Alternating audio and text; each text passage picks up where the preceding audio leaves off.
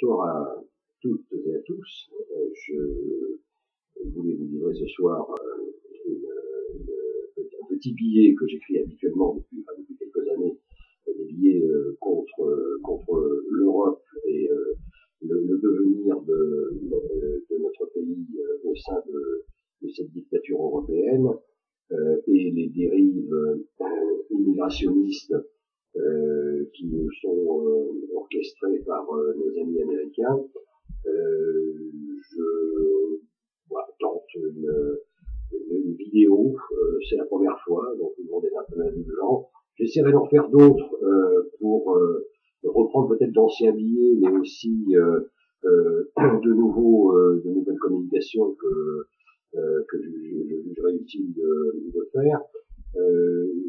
Là, je voulais aujourd'hui reprendre un ancien billet qui date à peu près d'une petite année concernant Eurojaune Fort. Eurojaune Fort, pour ceux qui ne le sauraient pas, c'est grosso modo un groupe de mercenaires européens de services d'ordre organisés par messieurs Juncker, Donald Tusk et compagnie, donc des gens non élus, donc une véritable petite milice dictatoriale qui est chargée de mater les velléités d'insurrection européenne. Alors je vais reprendre cet ancien article, vous le commenterez comme vous voulez, vous le partagerez comme vous voudrez, et je serai très effectivement satisfait d'avoir votre retour sur ces informations que certains d'entre vous connaissent, d'autres pas.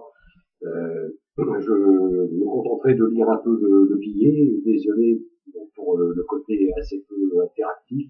Voilà, j'essaierai d'apprendre théâtralement mes prochaines déclamations. Enfin, pour l'instant, je débute dans la transmission de l'information par la vidéo. Donc, je commencerai par cette lecture. Donc, Lex Paciferat, c'est la devise de cette Gestapo européenne qui est chargée de mater les insoumis, sachant que nos amis grecs ont déjà eu affaire à eux et que selon toute vraisemblance, il n'est pas exclu que nous ayons un jour affaire à eux, notamment lors d'événements qui sont extraterritoriaux, comme ça a été le cas d'ailleurs récemment de la COP21. Il est bien évident que la police française, ni la gendarmerie française n'ont le droit d'intervenir dans des manifestations extraterritoriales. Lex Paciferat, donc à une époque où les apprentissages du latin et du grec sont mis à mal par une ministre apatride, dont l'objectif est de niveler par le tréfonds l'enseignement, il serait opportun d'apprendre à nos jeunes la signification de Lex Paciferat. Vous devrez comprendre que Duralex, sed Lex, n'est pas un slogan publicitaire pour des préservatifs. L'Union européenne des apatrides sait parfois employer des expressions latines pour mieux masquer ses noirs desseins. La quasi-totalité de notre vocabulaire est issue du latin et du grec, et il serait opportun que les jeunes générations sachent décrypter les manipulations abjectes de leurs gouvernants. Lex Paciferat, la loi pacifie, les peuples tempèrent, d'autant qu'ils n'ont jamais voté pour une Gestapo européenne, chargée de neutraliser les légitimes révoltes des peuples européens. Ce slogan est associé à un groupe de mercenaires dont le nom, comme je vous le disais, est Eurojaune Fort. Pour le remettre dans l'ordre, c'est force de gendarmerie européenne basée à Vicenza, dans une très jolie petite ville en Italie, dotée d'une force de 3000 hommes, massivement équipée pour réprimer les velléités d'émancipation des peuples européens. C'est un peu européen Uber alles.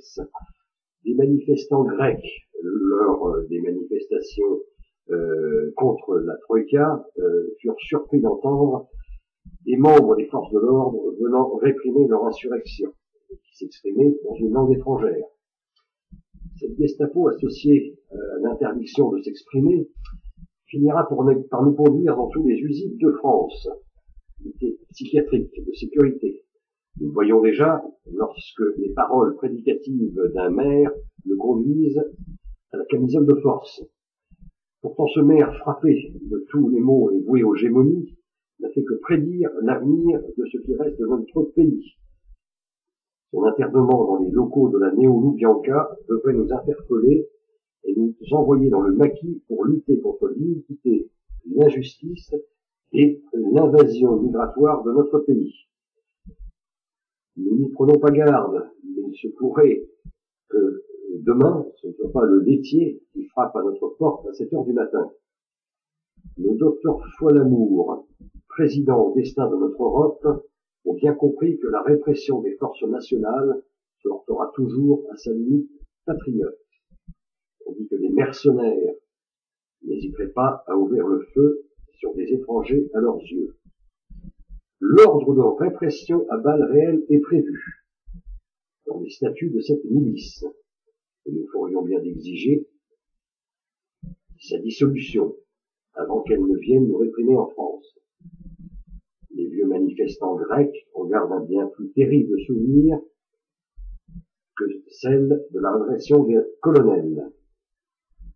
Effectivement, la répression étrangère est toujours plus destructrice que celle menée par les forces d'une nation. En tant que Français, nous en savons quelque chose.